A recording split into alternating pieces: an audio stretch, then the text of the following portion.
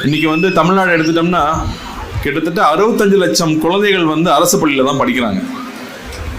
மிச்சம் ஒரு 40 லட்சம் பேர் இருக்காங்கன்னா அவங்க எல்லாரும் தனியார் பள்ளியில் படிக்கிறாங்க. ஸோ முக்கால்வாசி கிராமப்புறத்தில் இருக்கிற மாணவர்களுக்கு ஒரே நம்பிக்கை வந்து கல்வினா அது அரசு பள்ளிகள் தான். அந்த வகையில் அரசு பள்ளிகள் வந்து மிக சிறப்பாக இயங்கிட்டு இருக்கு. அகரம்ல இருக்கிற பசங்க ஒவ்வொருத்தரும் அரசு பள்ளியில் படித்த வந்த மாணவர்கள் தான் அகரம்ல படிக்கிறாங்க.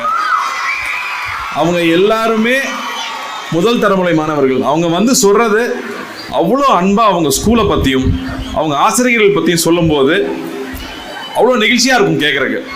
இந்த மாதிரியான ஒரு அன்பான ஒரு சூழல் நம்ம அரசு பள்ளிகளில் இருக்குது.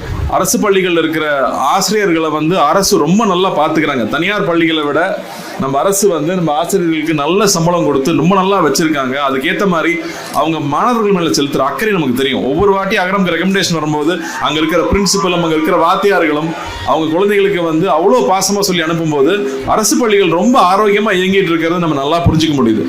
நிறைய விமர்சனங்கள் வச்சாலும் இன்னும் அரசு பள்ளிகள் தான் நம்ம தமிழ்நாட்டுடைய பெரிய ஒரு வளர்ச்சிக்கும் நம்ம ஒரு ஜிடிபி ஹையாக இருக்குது, ஒரு தனி மனிதனுடைய ஒரு மிடில் கிளாஸுடைய வாழ்வாதாரம் உயர்வாக இருக்குது, அமெரிக்காவுக்கு நிகராக இருக்குது தமிழ்நாடுன்னு சொல்கிறாங்கன்னா அது மிக முக்கியமான காரணம் அரசு பள்ளிகளாக தான் இருந்துட்டு இருக்கு. இந்த மாதிரி ஒரு தருணத்தில் நமக்கு ஒரு மிக அருமையான ஒரு அமைச்சர் இருக்காரு. தினமும் ஒரு ஸ்கூலுக்கு போகிறாரு. எப்படி உங்களால் அலைய முடியுதுன்னு நான் ஃபர்ஸ்ட்டாக தான் கேட்டேன்.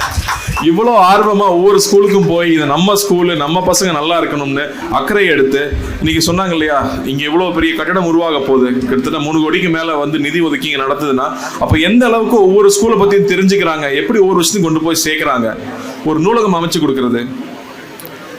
அப்படி வந்து நம்ம குழந்தைகளுக்காக தொடர்ந்து பணியாற்ற ஒரு அமைச்சர் கிடைச்சிருக்கிறது நமக்கு ரொம்ப ரொம்ப சந்தோஷமான விஷயம் நான் நினைக்கிறேன். அவருக்கு முதல்ல நன்றியும் தெரிவிச்சுக்கிறேன்.